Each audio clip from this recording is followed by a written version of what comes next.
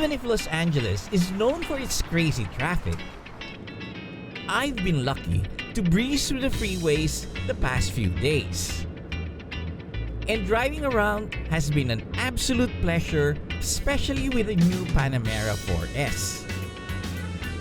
I decided to pass by a few places I enjoyed visiting in the past, savoring the power and freedom this car offers. The new panel of the Porsche is really nice. It is very clean and straightforward. Not too many switches like the older ones. Everything is touchscreen.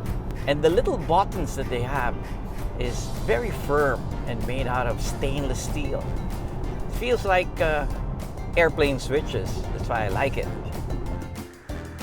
Southern California is known to have some of the most scenic drives in the world. I take the Pacific Coast Highway on California State Route 1.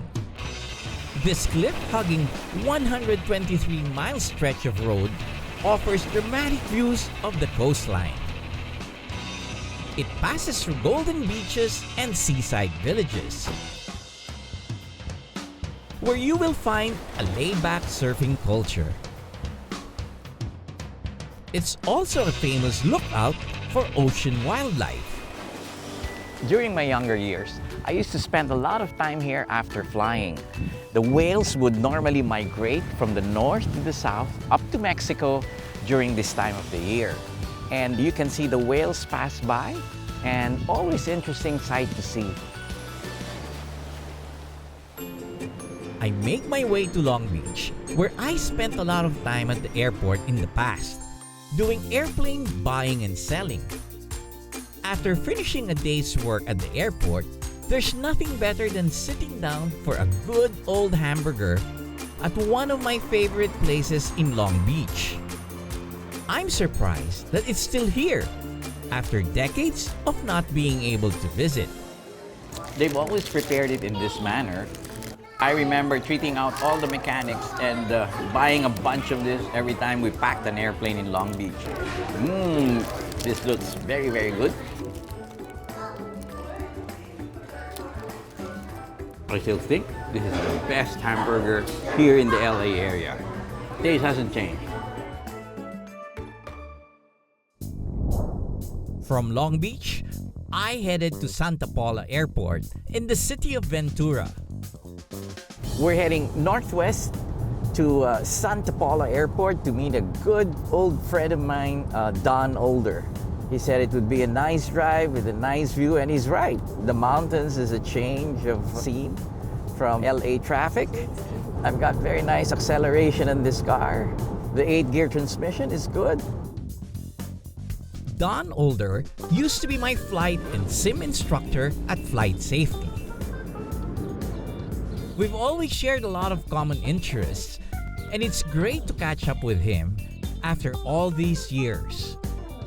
It's been a while. Yep. How long? Maybe 15 years? 15, 17 years, something like that. And well, you're still at Flight Safety? Still at Flight Safety, yeah. Great place to work, fun, bunch of people and all that. So nice training pilots. Imparting knowledge to young kids and even older ones is always a good feeling, huh? Yeah. Well, that's one thing about when the flight instruction business, you sort of teach the young and the old, all different ages, and it's nice to try to give them a perspective on the flying world. Well, thank you for inviting me here. This is so unusual. I don't feel like it's a modern airport. Well, that's the beauty of this airport. It's like a throwback to the old days because you see a lot of antique aircraft. It's in a beautiful setting. You got mountains and open country and all, uncontrolled. Variety of aircraft and people, and again, coupled with a beautiful surrounding. I know. I've been to all the airports in the LA area except this. Right. And I was missing a lot. Santa Paula Airport packs a lot of aviation history. It was 1927, and 25-year-old Charles Lindbergh has just successfully completed the first solo non-stop flight from Long Island, New York to Paris, France. The rest of America had airplane fever. Local ranchers Ralph Dickinson and Dan Emmett from Santa Paula joined with like-minded farmers to form an aeronautics club. However, tragedy struck as the nearby St. Francis Dam broke, washing up Dickinson's airstrip and hangar.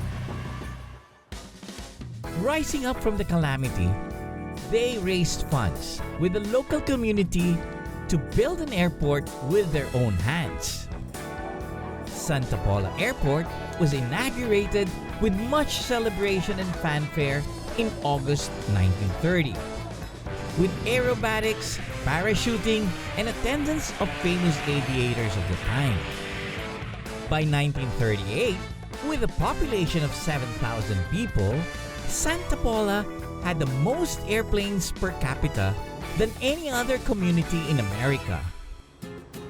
Today, it continues to be the home of about 300 general aviation aircraft and the playground of some Hollywood celebrities who are also aviation enthusiasts.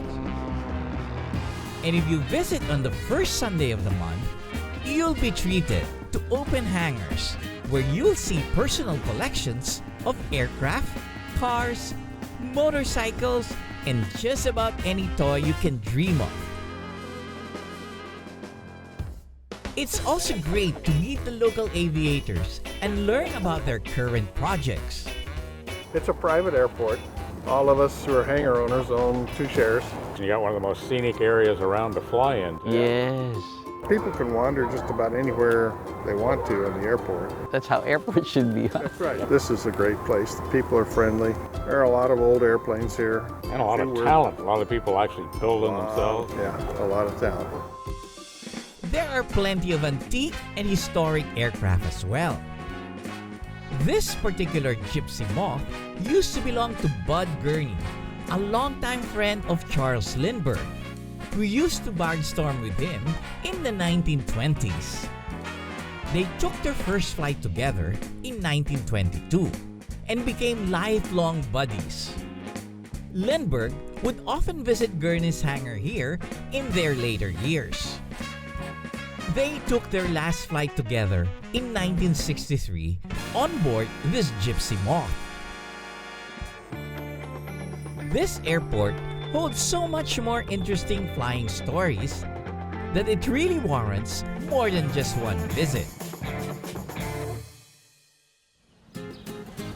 Los Angeles is more than just the glitz and glamour of Hollywood. Underneath its shiny surface is a wealth of history, challenges and struggles to be able to build that dream and to reach that elusive star. I was glad to be able to begin my dreams of flight in this place, taking in its natural beauty and the hope it offers. Because after all, the world belongs to those who dare to dream big. This has been your captain, Joy Roa. See you in the next Asian Air Safari.